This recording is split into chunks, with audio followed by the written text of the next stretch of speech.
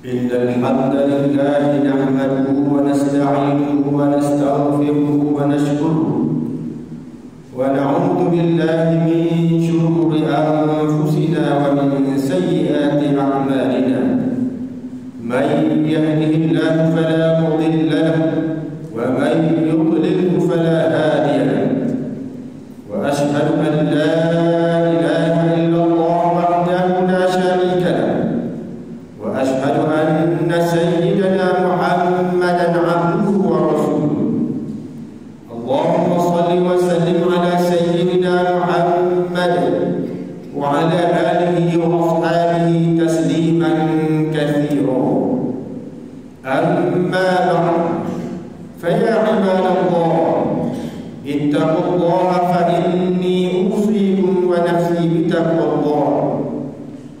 أعوذ بالله من الشيطان الرجيم. إن هذا القرآن يهدي للتي هي أقوم ويبشر المؤمنين الذين يعملون الصالحات أن لهم أجرا كبيرا. Artinya, sesungguhnya Al-Quran ini memberi petunjuk ke jalan yang amat betul, yakni agama Islam, dan memberikan berita yang menggembirakan orang yang beriman, yang mengerjakan amal-amal soleh, bahawa mereka beroleh pahala yang besar. Surah Al-Isra ayat yang ke-9. Saya berpesan kepada diri saya dan memanjangkan pesanan ini kepada sidang jamaah sekalian, agar marilah sama-sama kita memperteguhkan nilai takwa kepada Allah Subhanahu wa taala di setiap detik dan waktu.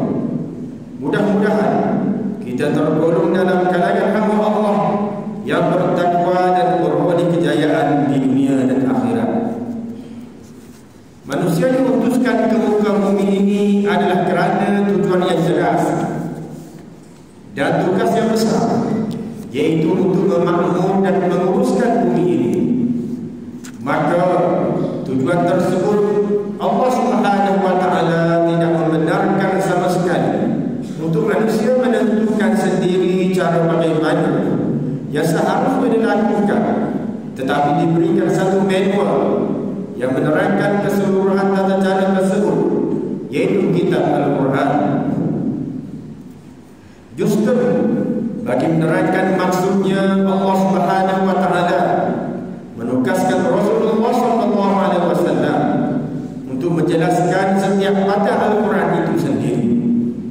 Oleh demikian, setiap muslim dituntut untuk berpegang dengan Al-Quran. Mempelajari Al-Quran adalah satu kewajiban. Mempelajari Al-Quran bukan setakat mempelajari cara membaca dan hukum tajwid serta cara bacaannya semata-mata. Mana setiap kita dituntut mempelajari dan memahami isi kandungan Al-Quran. Selanjutnya dituntut untuk menyampaikannya kepada orang lain. Ikhwanul muslimin, benar kata pujangga Melayu, tak kenal maka tak cinta. Persoalannya, sejauh mana kita mengenali Al-Quran itu, di mana kedudukan kita dilahirkan sebagai seorang muslim tetapi tidak mengenali kitab Al-Quran, apatah lagi memahami isi kandungannya yang merupakan panduan hidup sendiri. Secara ringkasnya, Al-Quran adalah mukjizat terbesar Nabi Muhammad SAW.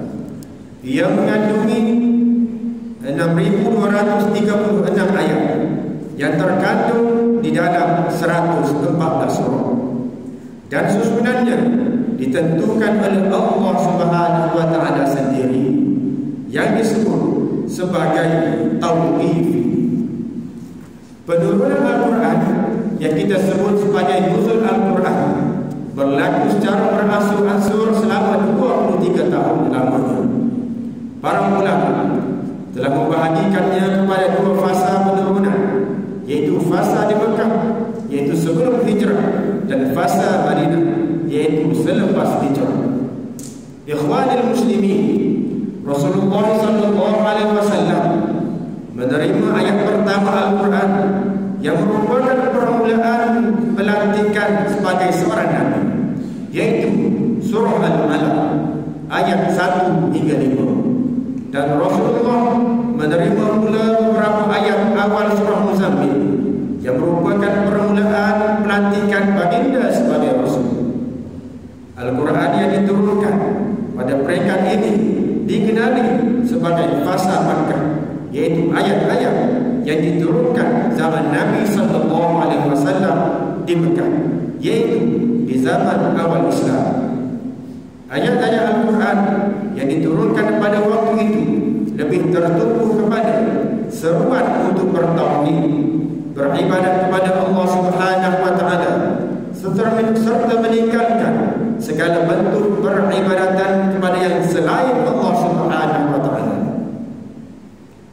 Yang kedua, kisah-kisah tentang para nabi dan kehidupan umat-umat terdahulu sebagai panduan dan perbandingan. Yang ketiga, pembuktian tentang risalah Allah Subhanahu wa taala, kebenaran akan adanya hari kebangkitan dan hari pembalasan, kedatangan hari kiamat dan segala kengeriannya, penjelasan tentang surga dan segala kenikmatannya, serta neraka dan segala siksaannya. Hujah-hujah yang diturunkan untuk mematahkan hujah-hujah yang diutarakan oleh orang musyrik, yaitu menggunakan bukti-bukti yang rasional serta ayat kauniyah dan nyata. Yang seterusnya, dasar akhlak Islamiyah dan bantahan secara umum mengenai penyelewengan amalan jahiliyah seperti dalam surah At-Takatsur yang mengancam golongan terlalu rakus dengan harta, dan surah Al-Ma'un yang menerangkan kewajiban terhadap fakir miskin dan anak yatim, serta pandangan agama mengenai amalan hidup bermasyarakat. Peringkat ini juga dipenuhi dengan suasana fitnah, penganiayaan dan kekejaman. Suasana fitnah, penganiayaan dan kekejaman ini berlangsung selama beberapa tahun, di mana berlaku pertarungan hebat antara gerakan Islam dan jahiliyah. Gerakan menentang Islam ini menggunakan segala cara dan strategi bagi menghalang kemajuan dakwah Islam, yang menyebabkan orang Islam pada mulanya berhijrah ke Habsyah. Kemuncaknya mereka semua berhijrah ke kota Madinah. Ikhwanul Muslimin, pada peringkat Madinah pula, iaitu selepas hijrah, umat Islam berada dalam keadaan lebih selesa, hidup lebih bebas di Madinah dan dapat melaksanakan ajaran agama tanpa rasa takut sebagaimana di kota Mekah. Peringkat ini berlangsung selama 10 tahun sehingga kewafatan Rasulullah sallallahu alaihi wasallam. Di sini mula timbulnya berbagai persoalan, antaranya apakah prinsip-prinsip yang perlu dilaksanakan dalam masyarakat baharu ini bagi mencapai kejayaan, bagaimana menghadapi golongan munafik, ahli kitab, orang kafir dan sebagainya. Justru penurunan ayat Al-Quran pada peringkat yang dikenali sebagai fasa Madinah ini berkisar mengenai kewajiban bagi setiap makhluk, seperti perintah untuk beribadah serta beramal soleh, perintah untuk berjihad, perintah untuk berdakwah dan sebagainya. Yang jelasnya, fasal ini banyak menerangkan tentang pensyariatan hukum-hukum ibadah, perundangan, urusan pemerintahan, akhlak dan tingkah laku dalam kehidupan seharian. Juga menerangkan dasar-dasar yang mesti diikuti oleh manusia dalam berhubungan dengan Tuhan dan sesama manusia.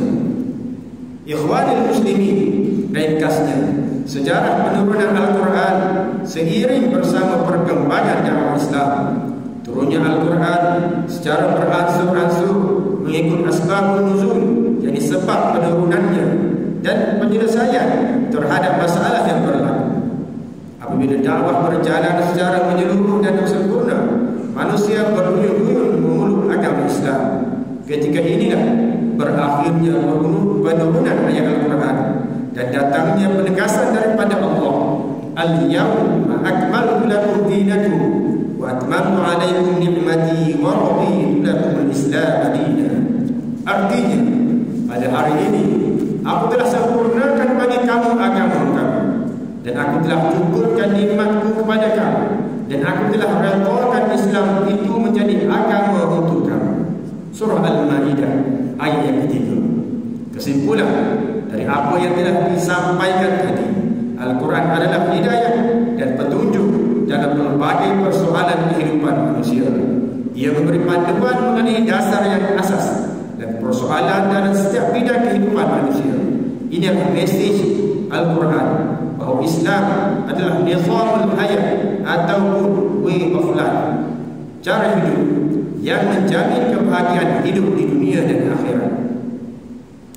Ikhwanul muslimin, marilah kita berdoa kepada Allah Subhanahu wa taala agar menyelamatkan kita daripada segala bala bencana dan keburukan. Perbanyakkanlah melakukan amal soleh dan menghindari kemurkaan Allah Subhanahu wa taala, seperti mengambil rasuah dan salah guna kuasa, mengambil bahan-bahan yang memalukan dan salah guna dadah, serta segala perbuatan haram dan hina serta buruk akibatnya di dunia dan akhirat. Marilah kita bersikap lebih cerdas kepada golongan yang memerlukan, khususnya dengan menyalurkan sumbangan sama ada zakat, sedekah dan wakaf kepada Majlis Agama Islam Kelantan selaku badan yang dipertanggungjawabkan untuk memungut dan mengagihkan zakat dan sedekah di negeri Kelantan. Pihak majlis juga memerlukan kerjasama semua pihak untuk menyalurkan maklumat golongan yang memerlukan sekiranya diketahui, agar mereka yang kurang bernasiban akan mendapat pembelaan sewajarnya. Barakallahu li wa lakum fil Qur'anil 'azim wa nafa'ani wa iyyakum bima fihi min al-ayati wa dhikril hakim wa taqabbal minni wa minkum tilawatahu innahu was-sami'ul 'alim.